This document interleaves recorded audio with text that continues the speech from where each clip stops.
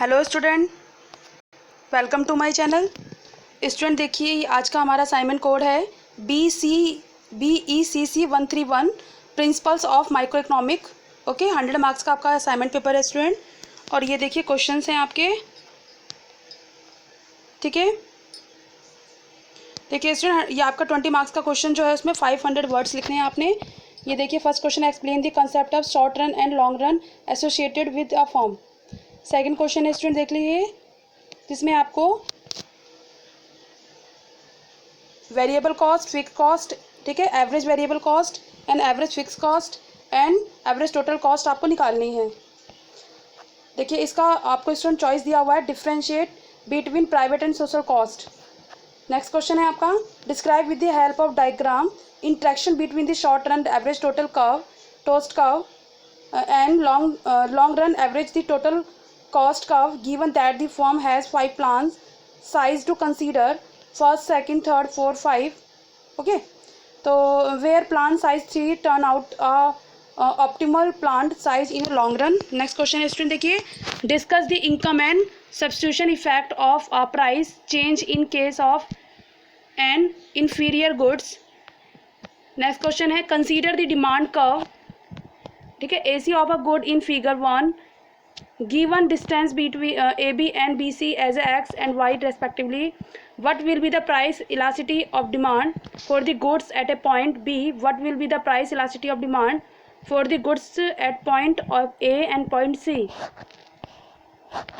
ये स्टूडेंट आपको कर्व दिया हुआ है, ओके, और इस पे आपके क्वेश्चन है student, give the price elasticity at a point B is first, how x and y be related. है a given goods are is a type of inferior goods, do you agree, give reason. Next question है, consider figure 2 where DD mean demand graph represent the rectangular hyperbola demand curve for a goods, find the price elasticity of demand for these goods at point A and point B. Next है, given the price elasticity of demand for a goods as 0.6, suppose the price of these goods decrease by 10%, what would be expect to happen to the quantity demanded. B part है student, देखिए इसका,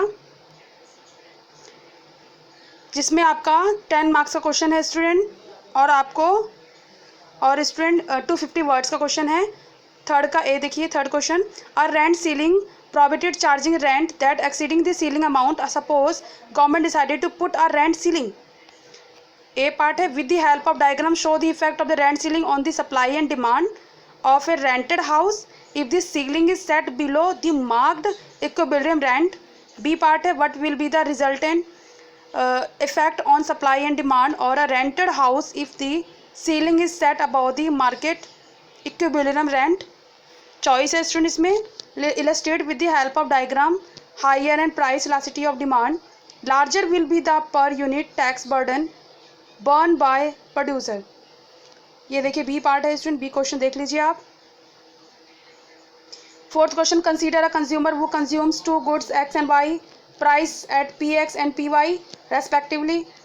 Suppose price of goods x rise to px, decompose price effect on this price, increase this substitution and income effect using Hicksian approach.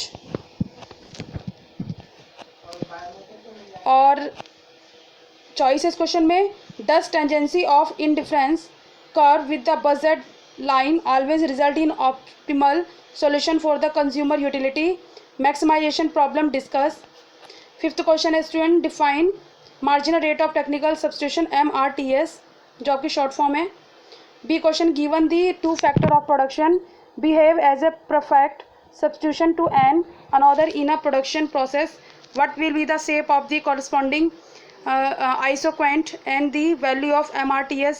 We move down along the isoquant. इसका choice question है student,